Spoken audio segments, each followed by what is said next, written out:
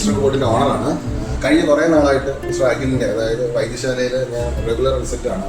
കാരണം എൻ്റെ കാര്യം വളരെ കഷ്ടമാണ്. കാരണം മിക്ക ആൾക്കാരുടെ വാഹനങ്ങൾ ഞാൻ നല്ല അടിപൊളിയായിട്ട് നിലത്തിൽ ഇറക്കുന്നുണ്ടെങ്കിലും എൻ്റെ ബോഡി പോലും നോക്കാതാണ് ഞാൻ വർക്കിലോട്ട് പോകാറ്.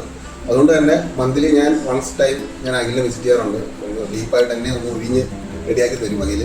നല്ല പെർഫെക്റ്റ് ആയിട്ടാണ് അദ്ദേഹം. ഡെഡിക്കേഷൻ എന്ന് പറഞ്ഞത് അഖിലിനെ തന്നെ കണ്ടു പഠിക്കണം. മറ്റേ സ്ഥാപനങ്ങളിലൊക്കെ പോകുമ്പോൾ നമ്മൾ കണ്ടിരിക്കുന്നതെന്ന് വെച്ചാൽ അവിടെ തൊഴിൽ ചെയ്യുന്ന അല്ലെങ്കിൽ ആ മുതലാളി ഒരിക്കലും വന്നിട്ട് നമ്മൾ തടയാനോ കാര്യങ്ങളൊന്നും നിൽക്കാറില്ല. പക്ഷേ അഖിൽ അതേപോലെ അല്ല. അഖിലൊരു ഡോക്ടറാണ്.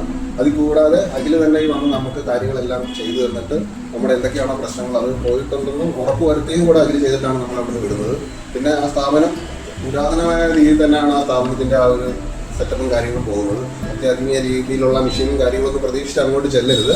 കാരണം അവിടെ അഖിലിന് വേണ്ടിയിട്ടുള്ള ഒരു കാഴ്ചപ്പാട് നിങ്ങൾ കൊടുത്തു കഴിഞ്ഞാൽ, അതായത് അഖിലിൻ്റെ കാഴ്ചപ്പാടെന്ന് പറഞ്ഞാൽ ആ പാരമ്പര്യമായിട്ടുള്ള ആ ഒരു സെറ്റപ്പിലാണ്, ആ ഒരു സിസ്റ്റമാണ് വർക്ക് ചെയ്യുന്നത്. അപ്പോൾ അങ്ങനെയുള്ള സ്ഥലത്തോട്ട് പോകുമ്പോൾ ചില കാര്യങ്ങളൊക്കെ നമ്മൾ കോംപ്രമൈസ് ചെയ്യേണ്ടി വരും. പക്ഷേ ഈ കോംപ്രമൈസ് ചെയ്യുന്നത് നമ്മുടെ ശരീരത്തിൻ്റെ ആ ഒരു എന്താ പറയുക, ഒരു ഊർജ്ജം തിരിച്ചു കൊണ്ടുവരാൻ വേണ്ടിയിട്ടാണ്. അത് നിങ്ങൾക്ക് ഉറപ്പായിട്ട് ആ സ്റ്റെപ്പ് ഇറങ്ങുമ്പോഴേ, അതായത് ഫസ്റ്റ് ഫ്ലോറിലാണ് നിൽക്കുന്നത്. നിങ്ങൾ ഫസ്റ്റ് ആ ഫ്ലോർ ഇറങ്ങുമ്പോൾ തന്നെ അത് ഫീൽ ആവും. കാരണം നിങ്ങളുടെ ആ ബോഡി നല്ലപോലെ ഫിറ്റായിട്ടാണ് തിരിച്ച് അഖിലും നമ്മൾ അവിടെ നിന്ന് ഇറക്കിയത്. എന്തായാലും ഇതിപ്പോൾ ഞാൻ എൻ്റെ എക്സ്പീരിയൻസ് ആയിട്ടുള്ള ഒരു ഇത്രയും വർഷം, അതായത് 15 വർഷമായി ഞാൻ റെഗുലറായിട്ട് തന്നെ പോകുന്നത്. അപ്പോൾ അങ്ങനെ നിൽക്കുന്ന ഒരു സ്ഥാപനം എല്ലാവരും അറിയപ്പെടട്ടെ എന്നുള്ളൊരു സന്തോഷത്തിലാണ് ഞാൻ ഈ വീഡിയോ ചെയ്യുന്നത്.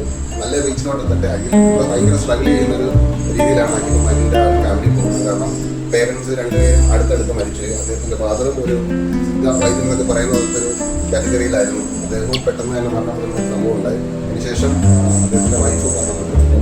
രണ്ടുപേരും നല്ല സ്ട്രഗിൾ ചെയ്തുകൊണ്ടിരിക്കുകയാണ്. കഴിവുണ്ട്.